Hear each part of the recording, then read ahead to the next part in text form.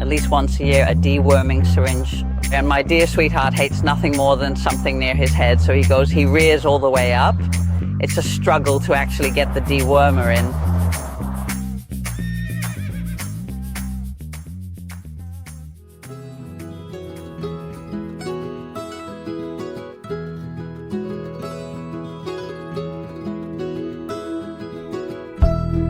Okay, I personally choose, whenever I am starting a new training session, to begin in a quiet and enclosed space, where there is still a significant amount of room for me to move around freely.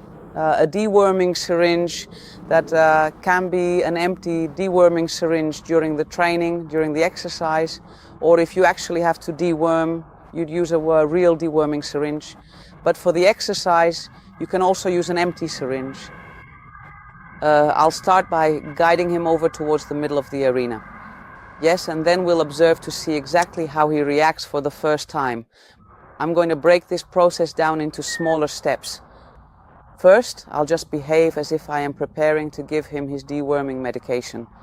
I notice that I prefer to stand on the other side of him.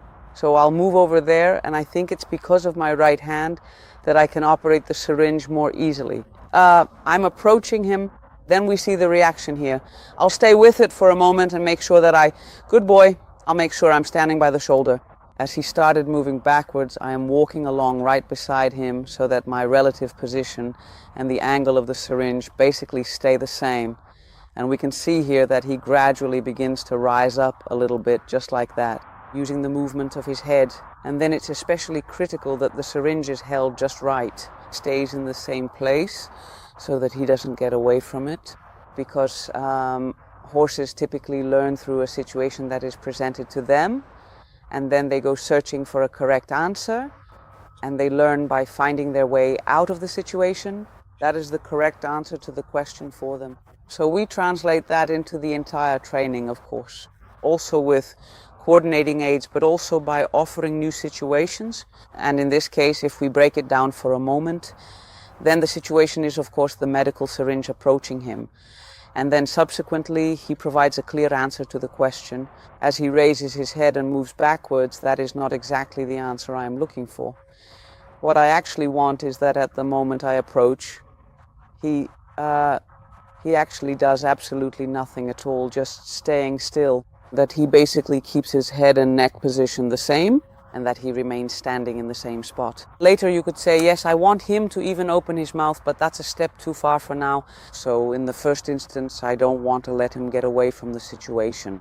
By raising his head and walking backwards, I want the situation that he gets out of the situation the moment he gives a reaction in the right direction, and I'm going to break it all down. So what I'm aiming for in this first step is actually that he just keeps his head and neck position the same. If that doesn't work, then I have to keep the syringe in the same place and my position in the same place and take it away at the moment that he, comes to a standstill, so to speak. So I'm going to approach him again. I'll hold him a bit closer so I can correct him faster, not to hold him back. Here he starts walking too. I'm asking him for a step forward again, because this too was an unwanted reaction, but not too far forward either. I'm going to approach again. If necessary, I'll pull the head towards me. I'm going to approach him. I'm going to slowly approach him. I'm going to approach him, and I'm keeping my position the same. And then I take it away the moment he stops raising his head further or walking backwards. I will bring him back again. Then I am going to slowly approach him once more. But first I will check my position. I know he is backing up, so first I will check my position again. Good boy. Then I'll lead him away again. Then I'll take him out of the exercise briefly.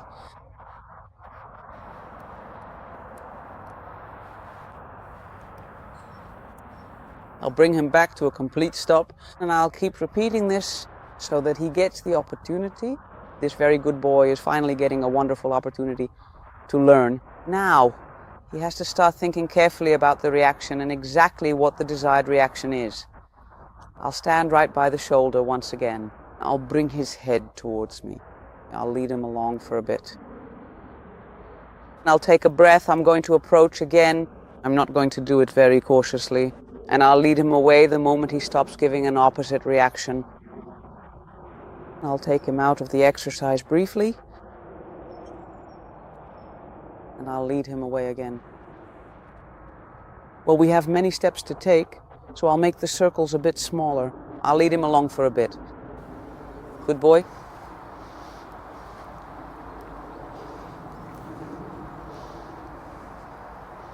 I'll bring him to a halt again. Approach again. Good boy, and I'll lead him away again.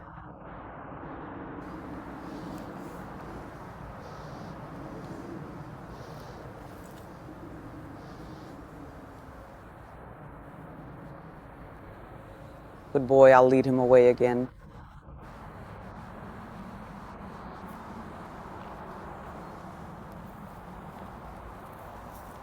Well, then we can also do the same thing here on the other side. And I'll lead him away again. Excellent, good boy, very well done.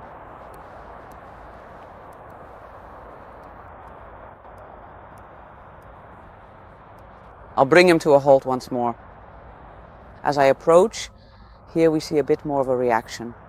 I'll continue with this process until he stops moving away, overcoming that instinctive reflex of pulling away. Such good boy.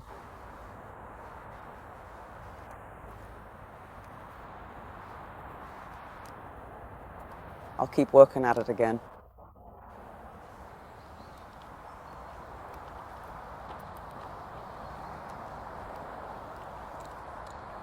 Good boy. Excellent, good boy. Okay.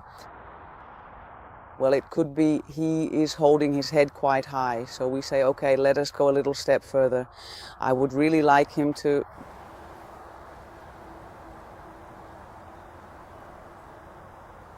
gently bring down his head and neck position just a little bit lower. Such good boy. That is excellent. He is demonstrating less of a withdrawal reflex. I approach and then I pull it away again.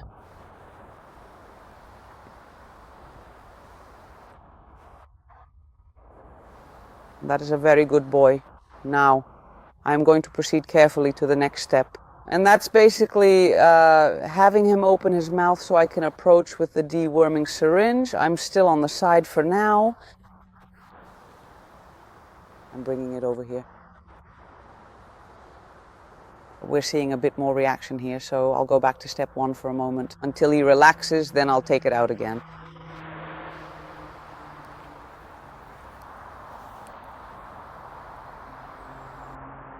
The next step is that I use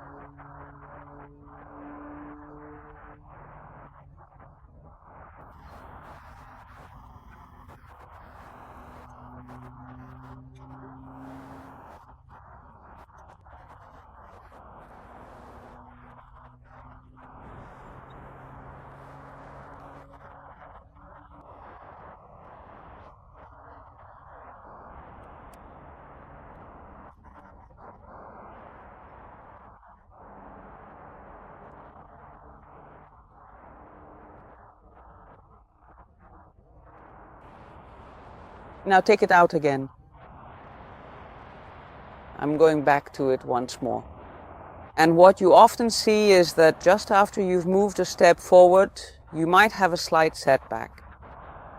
And that's setback in quotes. It's because you've just stretched the comfort zone a little bit more. That you just, good boy, I won't walk away. We'd basically already confirmed this step. We see he's starting to react a bit more again. I'll repeat it a few times. Good boy, that's a good boy. Then I'll continue to the step where I left off, just with my finger, and I'll move it away again. What you often see when you're building things up is that as soon as you take that next step forward, you find yourself outside of your comfort zone again, where you might start to feel a bit uncertain. We encountered that old pattern again for a bit during the previous step. So, First of all, I will repeat that same step until there is a sense of calmness again before we move on to the next step. Gently bring the head back, approach, and then carefully put my finger in. He opens his mouth and I take it away. You are a very good boy. Next, I'll try to approach him one more time. I'll place the syringe inside, and as soon as he opens his mouth, I'll pull it back out.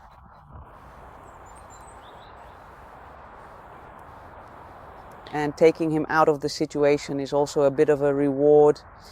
And it is important that you create a clear separation between those steps so he notices the request goes away, the situation goes away, and that he notices that was a good choice in providing you with the correct response. I'll continue calmly. I'll hold for a moment. We see here again. Good boy. I'll put this back in and I'll walk away again. And you notice he's expecting something, right? He starts chewing a bit. He thinks usually some paste follows some nasty, nasty mess in my mouth. And that's the wonderful thing about training, right? That you can really separate it all from the overall strategic approach.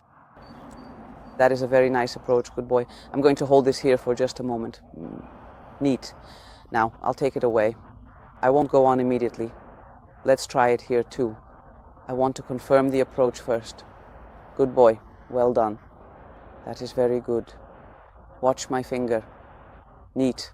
I'll take that away. Very good. Approaching, and I'll take it away again.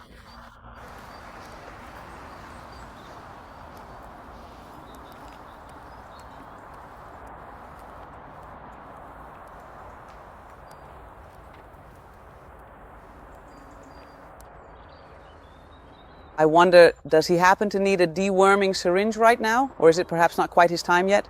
Yes, it is actually his time, yes. Shall I... I'm slowly approaching him again. I'll give him a gentle touch. Good boy. Now the syringe is going in. It's all the way in there now. Good job.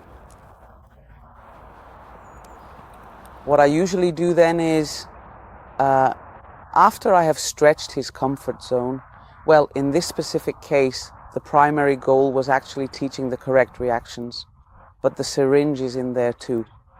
Then I always make sure to take some additional steps back because he actually picked up the training quite well. And what usually happens in that situation is that you will find that you consistently need to confirm the previous steps again afterwards.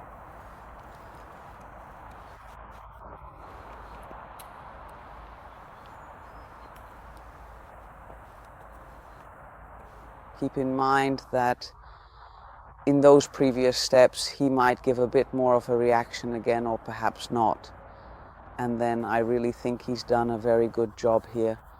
So I always make it a point to finish at a lower level than where I ended with what the original goal was. We've just been working here with the deworming treatment. Is this sort of the image you recognized at the very start, that he went up and then backwards? Yes, absolutely. Yeah. And what you notice about him is that he actually falls into that behavioral pattern very quickly. The moment you even begin to approach him with the dewormer, you can already clearly see him starting those familiar steps of his routine. Yeah, that he's actually going to use them. And that's also, as a trainer, you know, horses are very sensitive to patterns. That can be for the better, but it can also be for the worse. Yeah, that's clear. So unwanted patterns can also repeat very quickly. And through repetition, they get reinforced, and well, they actually start doing it faster and faster. And simply stopping the moment he's out of his familiar comfort zone is actually the least helpful solution possible. Right, exactly. That's the least helpful thing you can do. Well, yeah, because then he gets confirmation that if I give an unwanted reaction, I get out of the situation. Yeah, clear. And then you get, well, that's also the tricky part with the head up. You have to follow him as much as possible, because if he gets away with it and you take him out of the situation thinking, I'll start again in a bit, yeah, then you get him learning that if I do this, well, then the syringe goes away and I'm taken out of the situation. Yeah, then you offer it again and you're actually training exactly the situation you don't want. So if you repeat that a few times, yeah, exactly. Yeah, then you've effectively conditioned him too, but in the wrong direction indeed. Yeah, and that is exactly what has happened, of course. Yeah, and then you also find it happens faster and faster because that's how they learn. So next time, just start from the beginning like you did now. Yeah, exactly. Yeah, it's exactly the same. And from the moment you notice him giving different reactions than what you want, that's your training part. And you don't go any further until that's confirmed. Yeah. Okay, thank you. Great, yeah, thanks to you too.